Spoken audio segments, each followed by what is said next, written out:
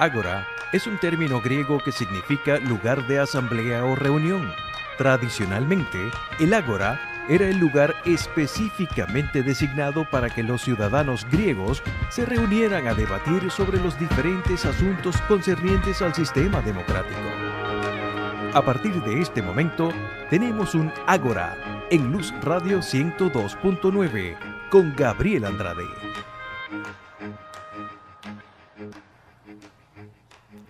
Saludos amigos, bienvenidos a Ágora. Hoy me acompaña en la edición y montaje William Velarde, en el control técnico Franklin Palmar. Nuestra productora es Norelba Torres, el director de Luz Radio es Jesús Urbina y quien les habla, Gabriel Andrade, estará en la conducción. Mi Twitter es @gandrade80. Esta noche me acompaña un querido amigo, el periodista Carlos Velázquez. Con él estaremos hablando sobre la vida y música de Michael Jackson. Saludos, Carlos. Buenas noches. Bienvenido. Buenas noches, Gabriel. De verdad un placer para mí estar aquí compartiendo contigo en el programa. Y de verdad que para mí es un honor estar aquí, sobre todo hablando de Michael Jackson, que fue uno de los artistas más grandes, me atrevo a decir, de la historia de la humanidad. ¿De dónde viene Michael Jackson? Bueno, ¿Cuáles fueron sus orígenes? Michael Jackson nació en Gary, Indiana, un pueblo pequeño de los Estados Unidos, un origen humilde. Su padre, Joe Jackson, era un músico frustrado, aunque no logró conseguir la fama que él tanto quiso. Pero esa fama sí la consiguió con sus hijos, los 5 de Jackson, que fue el grupo original. Ellos eran en total 9 hermanos. Michael era el varón número 6, si no me equivoco, era el hijo número 6, vamos a decirlo así, ya que estaba Randy, que es el menor, el varón menor, y la menor, que es Janet, que bueno, muchos la conocemos, Janet Jackson. ¿El único que ha muerto es Michael? Sí, el único que ha muerto es Michael, lamentablemente, ya sabemos, en el año 2009, pero todos los hermanos y sus padres, ambos padres están vivos, aunque en este momento su papá recientemente sufrió un accidente cerebrovascular que lo tuvo hospitalizado un par de días y aparentemente está mejorando. Se ha dicho muchas cosas de esa familia, una familia disfuncional, que eran parte de un grupo religioso muy severo, muy represor. ¿Qué de cierto hay en eso? Sí, la familia, no tanto la familia, el padre. El padre de Joe Jackson, Joseph Jackson es su nombre completo, era un poco o quizás muy exigente con sus hijos. Por ejemplo, si Tito, uno de los hermanos, no tocaba bien la guitarra en un concierto, él le pegaba con la correa.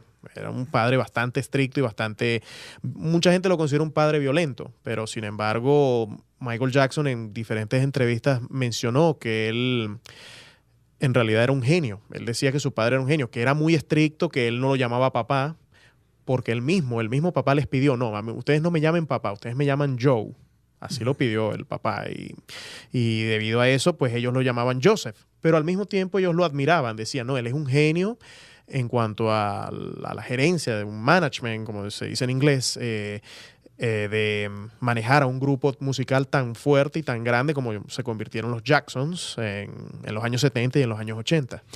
Pero años más adelante la vida de Michael se volvió muy extraña, ¿no? Muchas excentricidades, sí. Se le acusaron de algunos delitos que sobre ellos hablaremos más adelante. Pero mucha gente ha dicho que quizás esas excentricidades y ese perfil de vida tan extraño que tuvo Michael radica en algún trauma de la infancia. ¿Hay evidencia de una infancia traumática? Sí, totalmente. La infancia traumática que él tuvo fue que no tuvo infancia. Vamos a decirlo así, no tuvo infancia porque él no tuvo la oportunidad de estar, por ejemplo, en un parque de diversiones o de jugar béisbol o básquet con sus amigos. Él lo que estaba era en un estudio de grabación grabando. Ese era el trauma precisamente que él cargaba durante toda su vida, desde muy pequeño hasta los últimos años de vida, que él nunca pudo tener esa infancia, él nunca pudo tener sus amiguitos del colegio con los que compartía, con los que jugaba béisbol, con los que de pronto se quedaba en casa de unos. No, él tuvo una infancia totalmente anormal, vamos a decirlo así, porque era una infancia en la que estuvo metido en un estudio de grabación todo el tiempo, a cada rato, mira, grabando temas, grabando esto, que si vamos a grabar la guitarra y después no, vamos allá al concierto. Y su vida no fue nada normal porque él alcanzó un nivel de fama tan grande y estratosférico que era imposible para él ir a un centro comercial como él, como Michael Jackson, y que nadie se le acercara. eso era imposible. Él tenía que irse disfrazado y totalmente bajo perfil para que no lo reconocieran. Y cuando años después él tiene esta obsesión con Peter Pan y el mundo mágico de los niños y tal, ¿tiene algo que ver con el hecho de que él no tuvo infancia? Sí, totalmente. Su obsesión con Peter Pan era porque ese era su personaje favorito de los cuentos de Disney. Y él siempre quiso hacer de Peter Pan en el cine, un sueño que nunca logró cumplir. Él quiso toda la vida hacer una película sobre Peter Pan en el que él interpretara a Peter Pan. Ese proyecto jamás se dio porque, bueno, diferentes circunstancias de la vida, y aparte que él se hizo ya muy, muy famoso, y hubiera sido como que extraño ver a un Michael Jackson, sabiendo nosotros que es un Michael Jackson, interpretando a Peter Pan. Hubiera sido algo quizás interesante, pero al mismo tiempo, como tú dices, algo extraño en ese sentido. Los Jackson vinieron a Venezuela. Sí, claro. En Sábado Sensacional. Estuvieron en Sábado Sensacional el año 1975. Ese video se puede conseguir en YouTube. Uh-huh. Lo puedes conseguir, tú pones Los Jackson o Michael Jackson en Venezuela o Sábado Sensacional, y ahí lo vas a ver junto a Amador Bendayán y los 5 hermanos de Jackson que vinieron. En esa época se presentaron también en el Poliedro de Caracas, recuerdo. Bueno, yo no habíamos nacido en ese momento, pero sí tengo toda la información sobre eso. Bueno, vamos a escuchar un primer tema musical de Michael Jackson y al regreso seguimos conversando sobre su carrera ya separada del resto de los hermanos. Converso con Carlos Velázquez, periodista. Él tiene un programa en Sabor 106. Si quieres en Sabor 106. Claro que sí. Mi programa se llama Buena Vibra, los sábados de 3 a 4 de la tarde. Me pueden seguir por el Twitter, @CarlosAlbertoBZ. Escuchemos uno de mis temas favoritos de Michael Jackson, Billie Jean. Billie Jean fue cuando por primera vez se hizo el moonwalk, ¿verdad? Sí, correcto. Vamos a dejar eso para un futuro segmento. Escuchamos de Billie Jean y ya regresamos. Seguimos en Ágora, @GeAndrade80 es mi Twitter. Hoy converso con Carlos Velázquez sobre la vida y música de Michael Jackson. Carlos, Michael inicia su carrera con sus hermanos, el grupo Los Jackson, pero se separa e inicia una carrera él solo. ¿Cómo fue esa separación? Bueno, no fue una separación tan inmediata. Él ya de por sí, desde muy pequeño, él seguía grabando en solitario. Aunque, bueno, ya muchos hermanos, he visto muchas entrevistas con los hermanos en donde, por ejemplo, ellos explican que muchas veces el sello de discográfico original de ellos, que era Motown, ellos querían que ellos grabaran, pero no podían, por ejemplo, por razones de mercadotecnia, no podían simplemente sacar 5 o 6 discos al año. Entonces, ¿qué hacían? Bueno, ellos de pronto grababan varias canciones, todos ellos juntos, pero de pronto, bueno, vamos a agarrar este grupo de canciones y la sacamos como que este es un disco solista de Michael Jackson. Pero escuchas en los coros y están los hermanos completos. Solamente que no vas a escuchar una voz líder de Jermaine, que era el otro que también cantaba en los Jackson, sino que va a ser un disco completamente cantado por Michael Jackson. Su primer disco como solista oficialmente viene en el año 1979, que es Off the Wall. En ese disco, por fin, Michael puede expresarse como él siempre quiso, de hacer un disco totalmente escrito en su mayoría por él. Había temas de Stevie Wonder, de Paul McCartney, pero había un número de canciones escritas por él que por fin pudo grabarlas por sí mismo y sin la ayuda de sus hermanos. Aunque sé que en ese disco Randy, el hermano menor, estuvo involucrado en la percusión de algunas canciones de ese disco, y es el único de los hermanos Jackson que aparece en ese disco Off the Wall del año 79. Y bueno, y respondiendo a tu pregunta, ¿cuándo vino la separación? Bueno, la separación en realidad vino en el año 1984, que es la separación definitiva de los Jackson, cuando Michael se va de gira por última vez con los hermanos en la gira de Victory. Victory es un álbum que salió después de Thriller, pero es un disco de los Jackson. Y ese es un disco particular porque no es un disco que tenía a Michael Jackson únicamente cantando, sino que cada canción un hermano daba la voz líder. Michael apenas aparece en 3 temas cantando la voz líder. Hay un tema que incluso interpretó a dúo con Mick Jagger de los Rolling Stones. En esa gira, él decide de una vez por todas, al finalizar esa gira, de separarse de los Jackson, y dijo, bueno, hasta aquí llegué yo. Incluso lo dijo durante la última canción del último concierto. ¿Hubo peleas o no? Sí hubo enfrentamientos porque él no quería ya ser parte de los Jackson, él ya quería brillar él solo. Él hizo esa gira fue por complacer a su mamá, a Catherine. Ella le pidió, mira, esta gira significa mucho para tus hermanos. Entonces él dijo, bueno, mamá, yo la voy a hacer por ti. La voy a hacer, pero yo no la quiero hacer, pero la voy a hacer. Y de hecho, tanto que no la quería hacer que ni le interesaba el dinero, él decidió donar todo el dinero que ganó en esa gira, lo decidió donar a la caridad. No quiso ni un solo dólar de ese dinero producido en la gira, que fue muchísimo, por cierto. Más o menos a partir de esta época, a mediados de los 80, empieza una extraña transformación de Jackson respecto a su color de piel y algunos rasgos faciales. Da la impresión, yo he visto, uno ve las imágenes de Michael Jackson cuando vino a Venezuela como niño, adolescente, y es claramente ubicable en lo que llamaríamos la raza negra. Uh-huh. Pero al momento de morir, pues podría ser más bien ubicado en la raza blanca. Y obviamente eso tuvo que tener muchas transformaciones en cirugías estéticas, tratamientos de piel. ¿Qué le pasaba a Jackson? O sea, ¿odiaba ser negro? No, para nada. Él no odiaba ser negro. Él tuvo una enfermedad llamada vitiligo, que sufre más que todas las personas de color, las personas de raza negra, que se van manchando la piel y se van haciendo completamente blancas. El problema es que Michael Jackson llegó como que a su punto máximo de la enfermedad, en donde prácticamente todo su cuerpo estaba cubierto. Pero eso es algo progresivo. Nunca se vio una fase intermedia. O sea, de repente él era negro y un buen día apareció blanco. Yo conozco gente con vitiligo aquí en Maracaibo. Hay mucha gente. Sí, con claro, en por Maracaibo. supuesto. Yo que he viajado por varias partes del mundo, te digo, no he visto tanto vitiligo con Maracaibo. En Maracaibo hay mucho vitiligo. No sé por qué. Es una epidemia extraña en nuestra región, comparado con otras regiones. El vitiligo suele ser progresivo. Es decir, uno ve gente un poco manchada. Pero es que con Michael Jackson uno nunca vio nada de eso. Fue de ser completamente negro, pasó de la noche a la mañana a ser completamente blanco.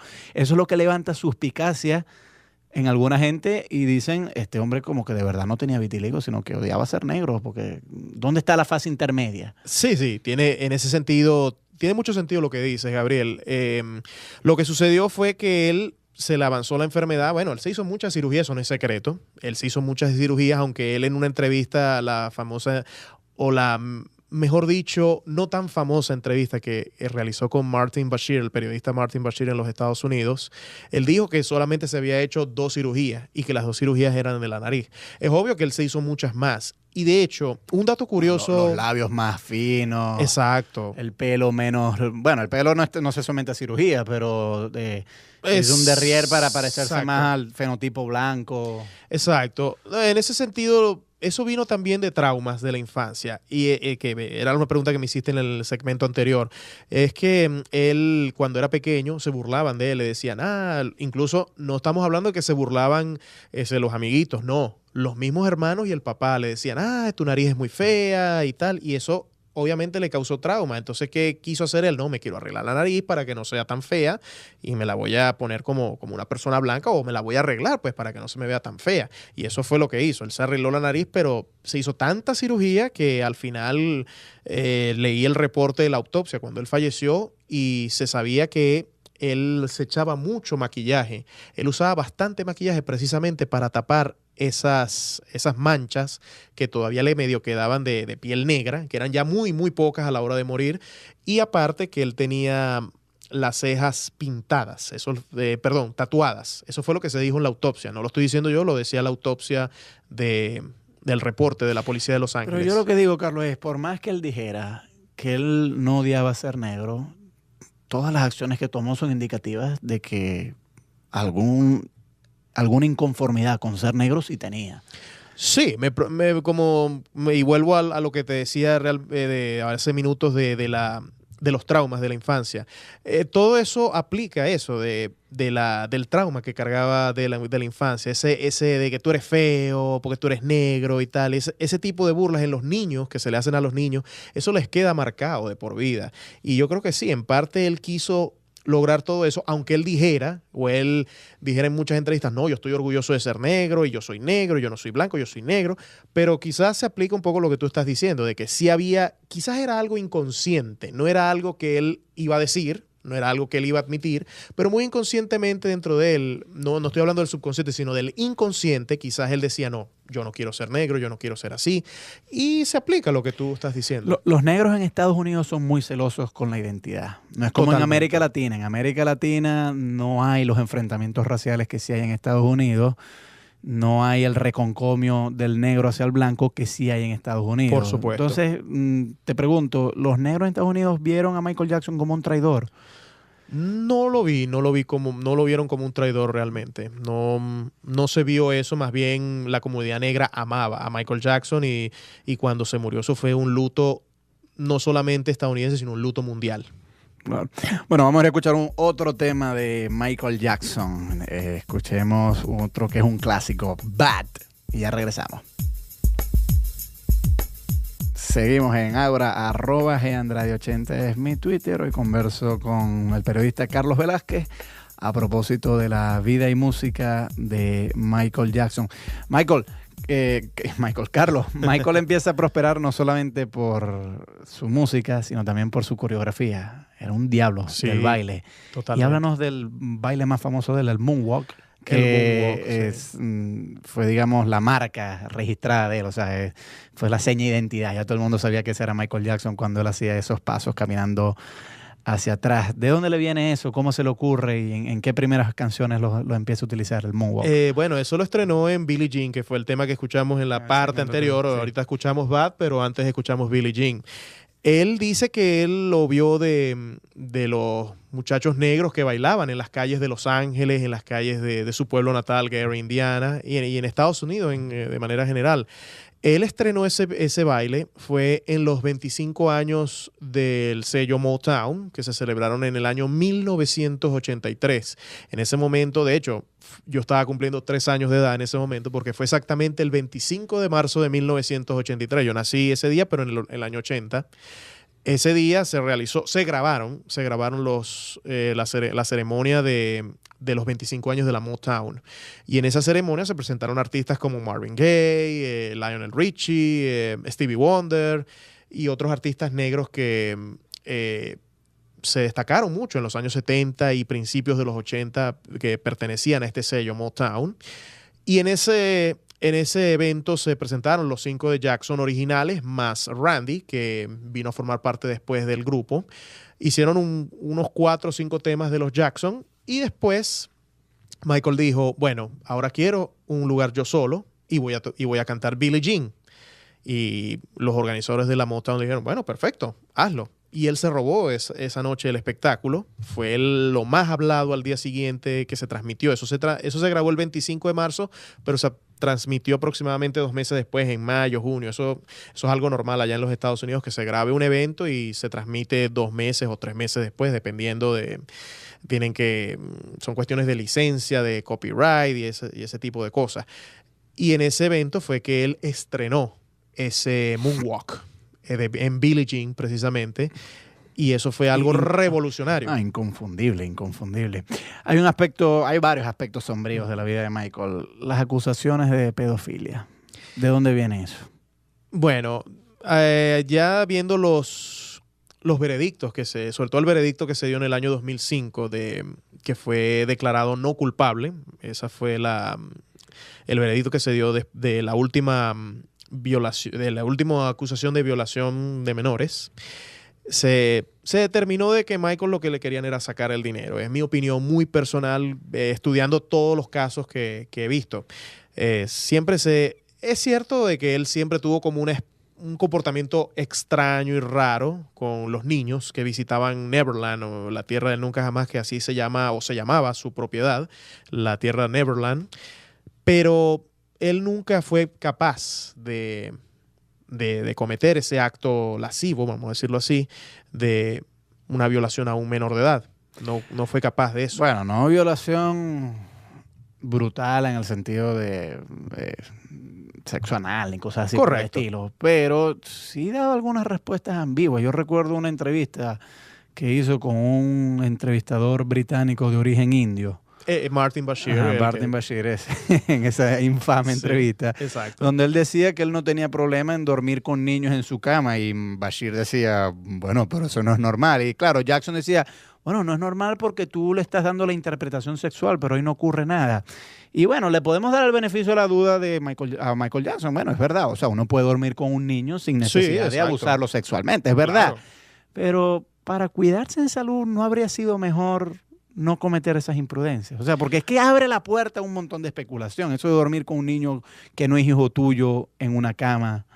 Sí, ese fue el error de Michael Jackson, hacer público ese aspecto de su vida, de que sí, de que hay niños que van a dormir a su cuarto. Yo pienso que eso fue un gravísimo error de su parte, porque llevó a todo esto, a todas estas acusaciones de violación de menores en las cortes de los Estados Unidos.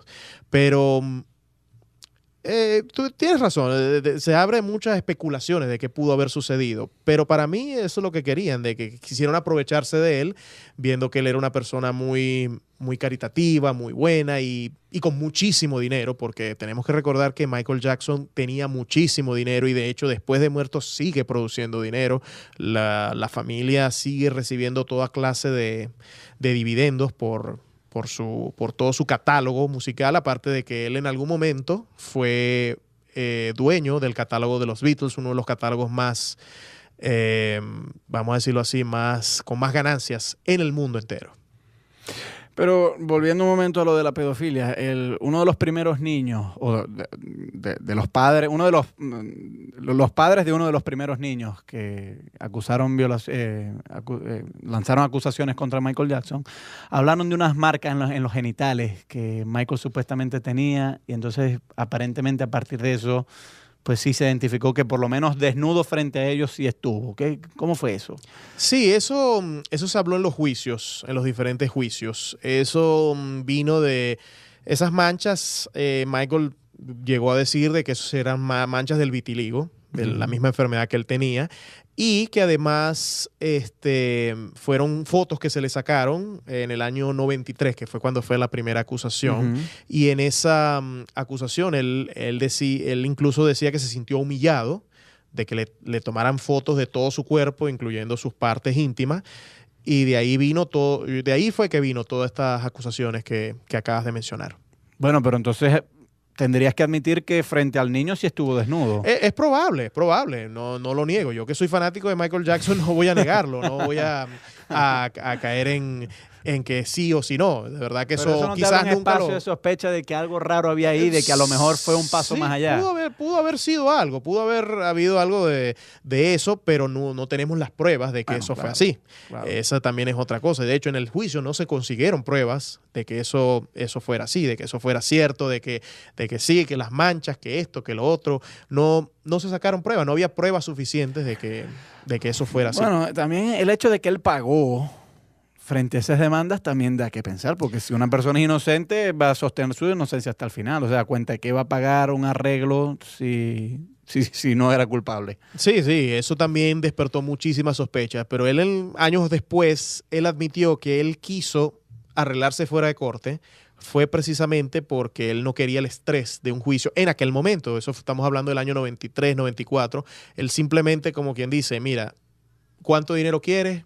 Te pago esto y se acabó. Claro. Y la sospecha que también se despierta con eso es que los padres recibieron su dinero y se quedaron tranquilos. Claro. Que si de verdad el padre estuviera realmente preocupado por la seguridad de su niño, de que Michael Jackson, en el caso de que hubiera sido pedófilo, hubiera sido un violador, yo por lo menos, yo no tengo hijos, pero yo sé que tú tienes y a ti no te gustaría jamás que te los tocaran. Y si, por ejemplo, yo el día que yo tenga un niño, pero si un niño me lo toca una persona, sea quien sea, yo voy a querer que esa persona esté presa. No simplemente que me dé dinero y me olvido de todo. No, yo quiero que esa persona esté presa. Claro. Y que los padres simplemente aceptaran el dinero, así como, bueno, me diste mi dinero, bueno, chévere, sigue con tu vida, yo sigo con mi vida y ya está. Sí, es un poco extraño también. Eso es un poco extraño también. Converso con Carlos Velázquez sobre Michael Jackson, @Andrade80 es mi Twitter. Escuchemos otro tema de Michael, uno que se llama Don't Stop Till You Get Enough. Seguimos en Ágora, @Andrade80 es mi Twitter. Hoy converso con el periodista Carlos Velázquez a propósito de la vida y música de Michael Jackson. Después de todas estas acusaciones de pedofilia, Carlos, ¿cómo se recupera la imagen de Michael? La imagen de Michael después del veredicto en el año 2005, él tuvo que tener un muy bajo perfil después de que fue declarado no culpable en el año 2005. Él decidió irse de los Estados Unidos. Fueron más de una acusación. Sí, sí. Fue una en el 93 y luego otra... En el 2003, exacto, 10 años después, pero el veredicto final, 2005. el final del juicio fue en el año 2005 cuando lo declararon no culpable. Y ese año él decide, después de la sentencia, sale como un hombre libre y él decidió irse una época de los Estados Unidos. Se dice que él se fue aproximadamente 1 o 2 años, se fue a un país árabe. Y de hecho se sabe que estaba en un país árabe porque los paparazzis lo seguían por aquellos lados. Y de hecho se dice que él andaba, no recuerdo qué país exactamente, no sé, Arabia Saudita, uno de esos, que él andaba caminando por la calle muy incógnito y un paparazzi lo reconoció y le empezó a tomar fotos de que, Michael Jackson, porque donde estuviera Michael Jackson ahí había un paparazzi.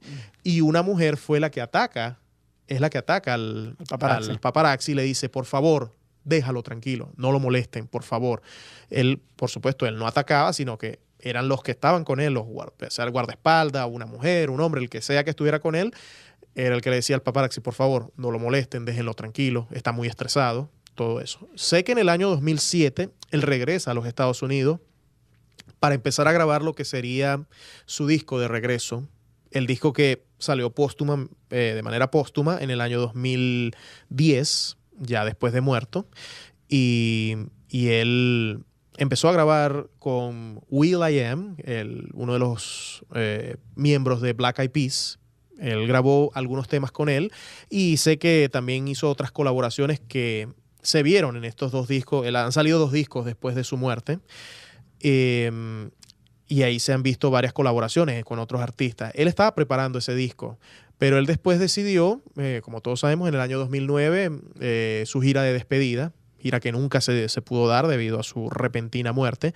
Y lo último que nos quedó fueron los ensayos de esa gira, de la película This Is It. Tuvo una vida muy extraña ya como adulto, muchas excentricidades de las cuales ya hemos hablado un poco, esta cosa, obsesión con Peter Pan, un rancho que se llamó Neverland, en honor a Peter Pan y muchas otras cosas por el estilo. ¿Qué sabemos de su vida sexual, de su vida conyugal? Bueno, de esa parte se sabe poco, o realmente se sabe nada más lo que las mujeres que estuvieron con él, llámese Lisa Marie Presley, la hija de Elvis Presley, y Debbie Rowe, que es la mamá de los 2 primeros niños de él, que uno se llama, pues todavía están por ahí, Prince Michael Jackson, y la segunda que se llama Paris Catherine Jackson. Esos 2 niños, aparentemente, según dicen, fueron concebidos de manera natural. Sin embargo, pero hay dudas, ¿no? Pero hay muchas dudas. Y hay muchas dudas incluso de que él tuvo relación sexual con la hija de Elvis Presley. Incluso ella, habiéndose casado con ellos. O sea, fue una pantomima frente a las cámaras, firmaron los papeles, pero nunca tuvieron relación sexual. Es el rumor que siempre hubo, ¿no? Sí, es un rumor que siempre existe. Sin embargo, se le ha preguntado a la misma Lisa Marie y ella dice que sí, que ella sí estuvo con él, que vivieron su vida sexual normal, pero es algo que nunca lo sabremos. Nunca sabremos porque puede ser que Lisa quizás quiera proteger la imagen de Michael, quiera hacerlo ver como alguien normal. De pronto Michael sí se casó con ella por algún interés de quizás desviar un poco lo de las acusaciones. Y que él siempre quiso tener sus hijos. Lisa Marie, ya al momento de casarse con Michael, ya tenía 2 hijos. Y bueno, eso también es un tema que podemos extendernos más. Bueno, ¿cómo fue esa relación de los hijos de Lisa Marie con Michael? No, fue muy buena. Él incluso se lo preguntaron, una entrevista muy famosa, la pueden conseguir por YouTube, que fue en el año 1995, fue para promocionar el disco de grandes éxitos que estaba sacando en esa época, que se llamaba History, y también para hablar de esa relación entre él y Lisa Marie. Esa entrevista fue con Diane Sawyer, la periodista Diane Sawyer, en el año 1995. La pueden conseguir por YouTube. Y en esa entrevista ellos dicen, no, nosotros tenemos una vida sexual normal, como cualquier otra pareja del planeta Tierra. Pero después la misma Diane Sawyer demandó a Michael Jackson y a Lisa Marie porque, según ella, ellos habían mentido en esa entrevista. Por eso que todo esto tiene sentido de que el rumor sigue de que si sí o si no. Esta Diane Sawyer tiene que tener guáramo porque ella no estuvo dentro de la habitación para ver lo que está ocurriendo ahí. Exacto. Mira, ¿y cuál es el rumor de esos dos niños que supuestamente Michael sí tuvo? O sea, él dijo que sí eran de él, pero el rumor ¿cuál es? ¿Que eran de otro hombre? Sí, que dice que de que los dos hijos son del dermatólogo de Michael Jackson, uno de los médicos personales de Michael Jackson, que fue el que supuestamente ayudó a Michael a través de una inseminación artificial tener el tercer hijo, y que era uno de los médicos personales de Michael Jackson. Se dice que esos dos niños son de él, pero de que él juró mediante un juramento de palabra, dijo que nunca iba a revelar esa información. Y no hay posibilidad de hacer exámenes de sangre para se podría hacer un examen misterio de ADN, pero quizás no, quizás habrá, digamos así, los poderes mayores que no dejan ni van a permitir eso para que se descubra la verdad. ¿Cómo murió Michael? Michael Jackson murió exactamente el 25 de junio del año 2009. Él estaba con su médico personal, Conrad Murray, que era cardiólogo, y le administró un potente anestésico llamado Propofol, que según yo, que mi mamá es anestesiólogo, ella, la doctora Marta Zúñiga de Velázquez, ella es anestesiólogo, y le pregunté sobre esto. Me dice que primero que el Propofol no puede ser aplicado fuera de un quirófano. Es un anestésico muy potente que lo que hace es reducirte los latidos del corazón. Y aparentemente lo que hubo fue una sobredosis de este medicamento, y que también el médico se descuidó. El médico le administró a Michael Jackson este potente anestésico y decidió ponerse a conversar por el celular. Y cuando se vino a dar cuenta ya era demasiado tarde. ¿Qué legado nos deja Michael? ¿Tú crees que esta música seguirá sonando por muchas décadas o mientras estuvo vivo estuvo en el tope y ahora que está muerto, bueno... No, a todo lo contrario, va a seguir sonando. Fíjate que por lo menos Elvis Presley va a cumplir en el año 2017 40 años de fallecido, y su música sigue tan viva como nunca. John Lennon este año cumple 35 años de muerto, y la música de los Beatles y el tema Imagine de John Lennon sigue tan vivo y sigue sonando en todas las emisoras del mundo. Michael está en el nivel de Elvis Presley y John Lennon, a esa altura. Por supuesto que sí. En mi opinión sí lo está, en ese nivel de Elvis Presley, de John Lennon, de artistas como... Bueno, no, sí, eso. Hay gente que dice que hay una diferencia entre alguien como John Lennon, que brilló por luz propia y tuvo sus propios temas y su propio talento, y hay alguien como Michael Jackson, que a pesar de tener su propio talento, fue manufacturado por toda la industria. Entonces, claro, en ese sentido hay gente que dice, bueno, alguien como John Lennon o como Elvis Presley tiene que estar por encima de Michael porque no necesitaron todo el aparataje mediático del cual sí se valió Michael. ¿Crees que eso es justo decir eso? No me parece justo, porque yo creo que aparataje mediático en todos los artistas existe. Eso existe en todos los artistas. Elvis Presley lo tuvo en su época. John Lennon lo tuvo en su época, a pesar de que John Lennon era más humilde, porque él, obviamente, casi todos ellos vienen de origen humilde. Y John Lennon fue muy, como en inglés se dice, anti-establishment, antisistema. Pues. Antisistema, vamos a decirlo así. Y él prefirió, como quien dice, una fama muy, muy bajo perfil, a pesar de que ese fue quizás su condenación al final, de que él era una persona muy, muy famosa, era un Beatle, un ex-Beatle, y además que andaba sin guardaespaldas y todo eso, y eso fue lo que al final lo terminó asesinando, pues. Su misma fama lo terminó matando, porque él se confió de que no, yo soy famoso, pero no necesito guardaespaldas, y resulta que sí necesitaba. Bueno, Carlos, muy agradecido por venir a Ágora. Cuando quieras regresar, acá te esperamos. Gracias. Si quieres, nos dices tu Twitter y el programa que tú conduces. Claro que sí. Mi programa es por Sabor 106.5, emisora hermana de Luz FM. Se llama Buena Vibra, son los sábados de 3 a 4 de la tarde. Mi Twitter es @CarlosAlbertoBZ, y el Twitter de mi programa es @BuenaVibraFM1. Gracias a William Velarde, que estuvo en la edición y montaje, Franklin Palmar en el control técnico, Norelba Torres es nuestra productora, Jesús Urbina es el director de Luz Radio, y quien les habla, Gabriel Andrade, estuvo en la conducción. Mi Twitter es @GAndrade80, y nos vamos con el tema tope de la obra musical de Michael Jackson, Thriller.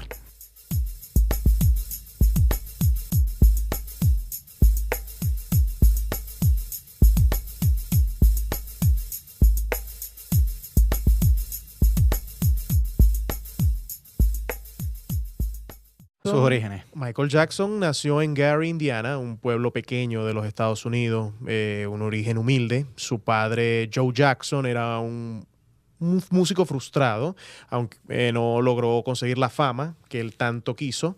Pero esa fama sí la consiguió con sus hijos, los 5 de Jackson, que fue el grupo original.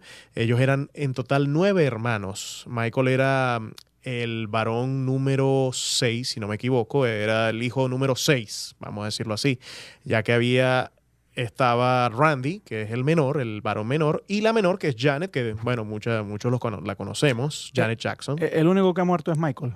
Sí, el único que ha muerto es Michael, lamentablemente, ya sabemos, en el año 2009, pero todos los hermanos y sus padres, ambos padres están vivos, aunque en este momento su papá recientemente sufrió un accidente cerebrovascular que lo tuvo hospitalizado un par de días y aparentemente está mejorando. Se ha dicho muchas cosas de esa familia, una familia disfuncional, que eran parte de un grupo religioso muy severo, muy represor. ¿Qué de cierto hay en eso? Sí, la familia, no tanto la familia, el padre. El padre de Joe Jackson, Joseph Jackson es su nombre completo, era un poco o quizás muy exigente con sus hijos. Por ejemplo, si Tito, uno de los hermanos, no tocaba bien la guitarra en un concierto, él le pegaba con la correa. Era un padre bastante estricto y mucha gente lo considera un padre violento, pero sin embargo, Michael Jackson en diferentes entrevistas mencionó que él en realidad era un genio. Él decía que su padre era un genio, que era muy estricto, que él no lo llamaba papá, porque el mismo papá les pidió, no, ustedes no me llamen papá, ustedes me llaman Joe. Así lo pidió el papá. Y debido a eso, pues ellos lo llamaban Joseph. Pero al mismo tiempo ellos lo admiraban. Decían, no, él es un genio en cuanto a la gerencia, de un management, como se dice en inglés, de manejar a un grupo musical tan fuerte y tan grande como se convirtieron los Jacksons en los años 70 y en los años 80.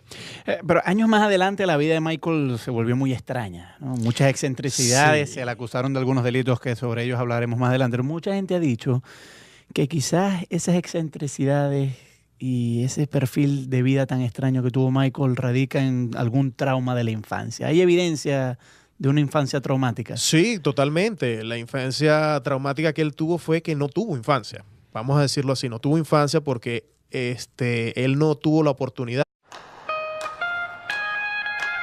Ágora es un término griego que significa lugar de asamblea o reunión. Tradicionalmente, el ágora era el lugar específicamente designado para que los ciudadanos griegos se reunieran a debatir sobre los diferentes asuntos concernientes al sistema democrático. A partir de este momento, tenemos un Ágora en Luz Radio 102.9 con Gabriel Andrade.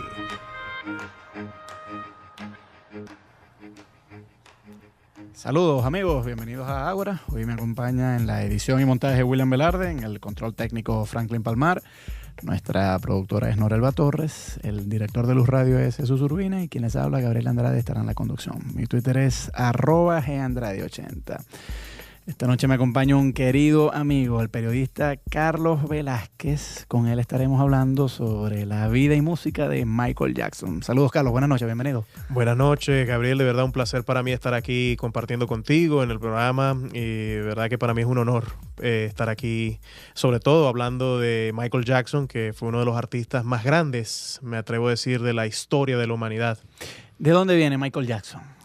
Bueno, Michael Jackson, de estar, por ejemplo, en un parque de diversiones o de jugar béisbol o básquet con sus amigos. Él lo que estaba era en un estudio de grabación grabando. Ese era el trauma precisamente que él cargaba durante toda su vida, desde muy pequeño hasta los últimos años de vida. Que él nunca pudo tener esa infancia, él nunca pudo tener sus amiguitos del colegio con los que compartía, con los que jugaba béisbol, con los que de pronto se quedaba en casa de unos. No, él tuvo una infancia totalmente anormal, vamos a decirlo así, porque era una infancia en la que estuvo metido en un estudio de grabación todo el tiempo, a cada rato, mira, grabando temas, grabando esto, que si vamos a grabar la guitarra y después no, vamos allá al concierto. Y su vida no fue nada normal porque él alcanzó un nivel de fama tan grande y estratosférico que era imposible para él ir a un centro comercial como él, como Michael Jackson, y que nadie se le acercara. eso era imposible. Él tenía que irse disfrazado y totalmente bajo perfil para que no lo reconocieran. Y cuando años después él tiene esta obsesión con Peter Pan y el mundo mágico de los niños y tal, ¿tiene algo que ver con el hecho de que él no tuvo infancia? Sí, totalmente. Su obsesión con Peter Pan era porque ese era su personaje favorito de los cuentos de Disney. Y él siempre quiso hacer de Peter Pan en el cine, un sueño que nunca logró cumplir. Él quiso toda la vida hacer una película sobre Peter Pan en el que él interpretara a Peter Pan. Ese proyecto jamás se dio porque, bueno, diferentes circunstancias de la vida, y aparte que él se hizo ya muy, muy famoso, y hubiera sido como que extraño ver a un Michael Jackson, sabiendo nosotros que es un Michael Jackson, interpretando a Peter Pan. Hubiera sido algo quizás interesante, pero al mismo tiempo, como tú dices, algo extraño en ese sentido. Los Jackson vinieron a Venezuela. Sí, claro.